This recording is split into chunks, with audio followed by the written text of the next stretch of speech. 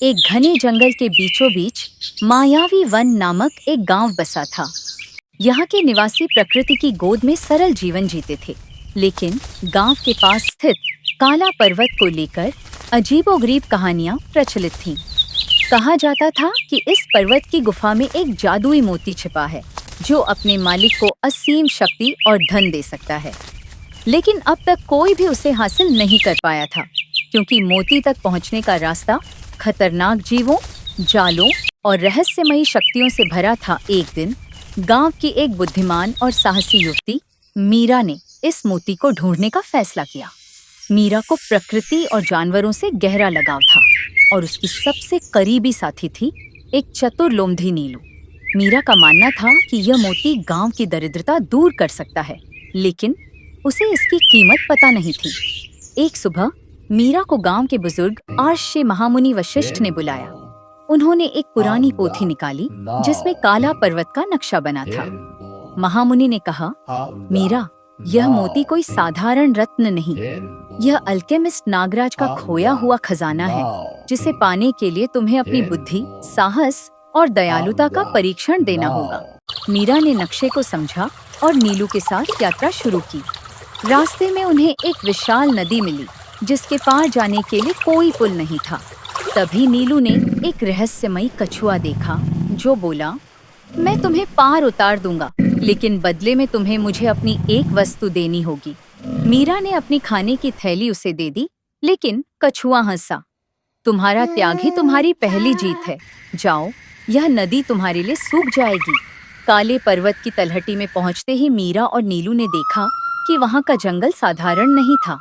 पेड़ों की पत्तियां नीली चमकती थीं और हवा में संगीत सा गूंजता था। अचानक उनके सामने तीन विचित्र प्रहरी प्रकट हुए।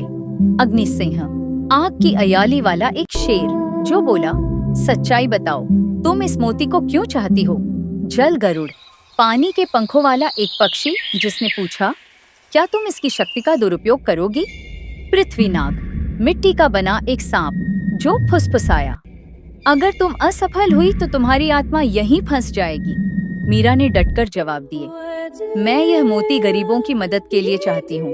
मैं इसकी शक्ति का सम्मान करूंगी, और अगर मैं मर भी गई तो मेरी आत्मा इस जंगल की रक्षा करेगी। तीनों प्रहरी प्रसन्न होकर गायब हो गए और आगे का रास्ता खुल गया। गुफा के अंदर घना अंधेरा था। नीलू ने अपनी पूंछ से चिंगारी पैदा की, जिससे मशाल जल उठी। तभी उन्हें दीवार पर एक शिलालेख दिखा, जो चाहे मोती वो खोले 3 द्वार। अहंकार का ताला, लालच की जंजीर, डर का अंधियार। पहला द्वार, यहाँ एक विशाल दर्पण था, जिसने मीरा की परछाई बोली, तुम मुझसे बेहतर नहीं हो सकती। मीरा ने हंसकर कहा, तुम मेरा अहंकार हो, मैं तुम्हें स्वीकार करती हूँ। और दर्पण टूट गया।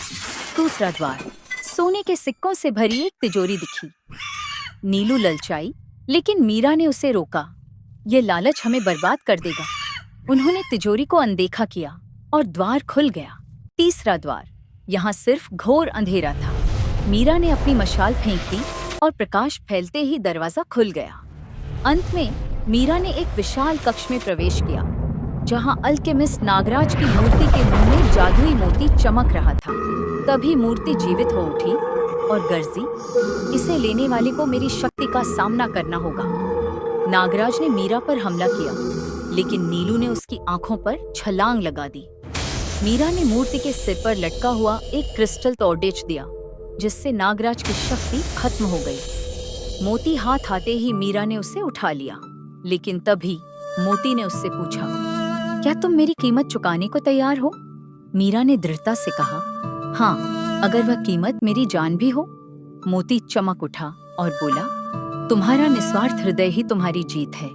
ये लो, ये शक्ति अब तुम्हारी है। मीरा ने मोती को गांव ले जाकर उसकी शक्ति से सूखे कुएं में पानी भर दिया। बंजर जमीन हरी हो उठी और गरीबों के घरों में धन आ गया।